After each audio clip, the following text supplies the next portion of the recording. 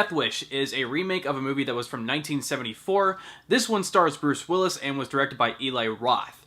That's interesting. This movie is about Bruce Willis, who is a surgeon who one night finds out that his wife has been murdered and his daughter has been assaulted to the point that she is now in a coma due to a home invasion gone wrong. And he decides to take the law into his own hands. He finds a gun, he starts killing criminals, and he becomes a vigilante. So the one thing about this movie that made me really interested about it was that it was being directed by Eli Roth.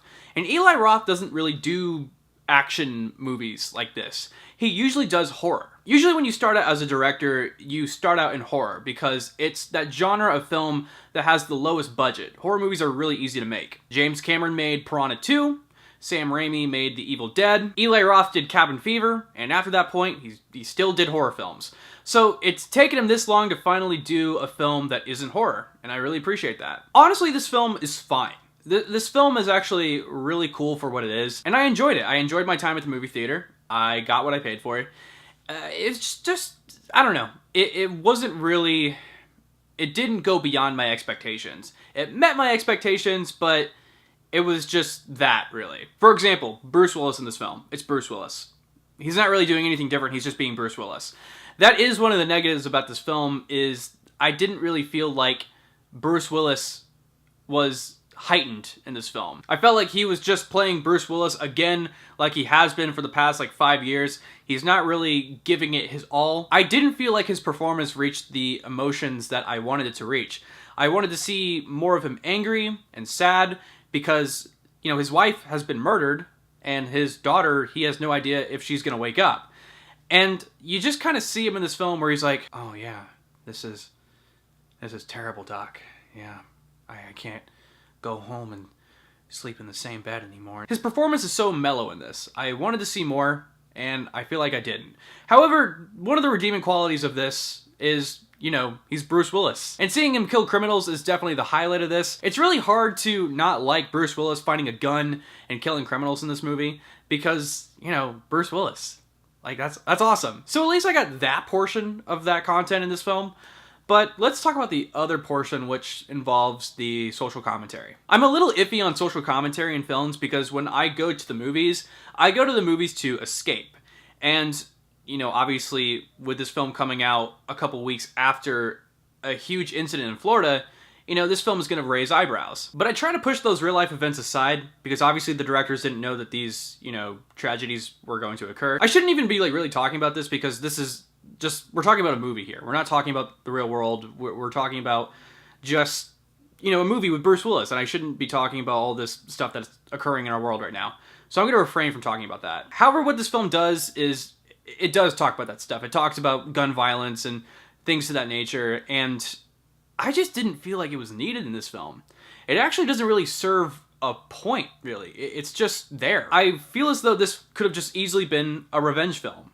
I actually probably would have preferred it that way if Bruce Willis just wanted to go after these thugs and decide to kill them. But it kind of forces this stuff down your throat. And it's like, really? Are we really talking about this? Like, this is like, why can't we just enjoy a film? And like I said, it doesn't really need to be there. It doesn't really serve a purpose.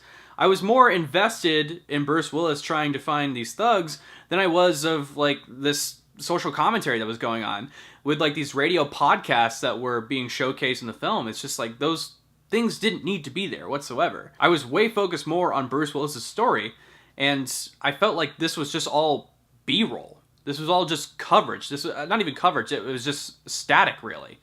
So it just didn't need to be there. I was honestly just kind of wanting just to see the movie itself and not hear all of this radio stuff. Going back to just the movie itself, it's also really choppy. It goes from scene to scene to scene. I definitely felt like the humanity in this was very lacking. I just felt like this was... I like the story, I like the script, but the execution was what I had a problem with. And for a film like this that deals with, you know, a man losing his wife and potentially his daughter, it just felt like this was more of a gun blaze kind of film. And I hear that the original film was supposed to be a lot more human than this. There's been a lot of complaints because people saw this trailer. So from the start, people have been having a problem with this film, and I can see why. Because it kind of seems like they took something that had more of a soul, and they made it into this modern day gun movie, you know? Like I said, the movie is watchable. I did enjoy it. I really enjoyed the story, and I enjoy the idea of this guy taking matters into his own hands. But I just feel like the execution of the film itself, the editing, and the performances, I felt like the performances could have been a little bit better. I just felt like there wasn't enough from Bruce Willis, and I wanted to see more because this is such an emotional script.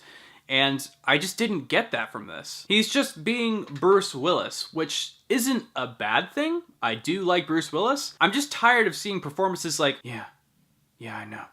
Yeah, I'm a wreck right now. Honestly, like, the one thing I really like about this is that Eli Roth did something different. He didn't do a horror film. He's finally doing something that isn't like a horror or thriller or anything like that. There are horror elements in this. There is a torture scene that is in a auto mechanic shop. That's the only kind of Eli Roth thing that I really saw from this. But everything else was really action themed, and I really appreciated that. I was like, Eli, good job. I want to see more of this. I just felt like this was such a controversial thing for him to tackle that maybe he just did this a little bit too early in his action career. If he wants to do another action movie, that's totally fine. I'd be all for that. It's just that this is such a controversial topic, and the social commentary doesn't really go anywhere in this film. It's just kind of mentioned. And I just feel like this is something that Eli Roth should not touch on for a little bit. I think he should just continue to do action movies and maybe a little bit of horror. But I've noticed this even from Green Inferno, that he's trying to say something with his films. And I think he just really needs to stop putting his own mindset in his own films. I understand that if you're a filmmaker, you want to do that. But there's a difference in making a really entertaining piece of film and deciding whether or not you should put your own political opinion in that piece of film. And I feel like that's just something that he's been doing for a while. And I really feel like he should refrain from doing that for just a little bit and just make entertainment. That's my opinion on Eli Roth's directing and films, you know. So yes, guys, that was my review to Death Wish. Comment down below what you thought of this movie if you've seen it yet. Like the video, share it, and please subscribe to Pixel Talk if you haven't yet for more movie reviews, trailer reactions, and gaming content. Thank you guys so much. I am Corbett Stuckey, and this is Pixel Talk.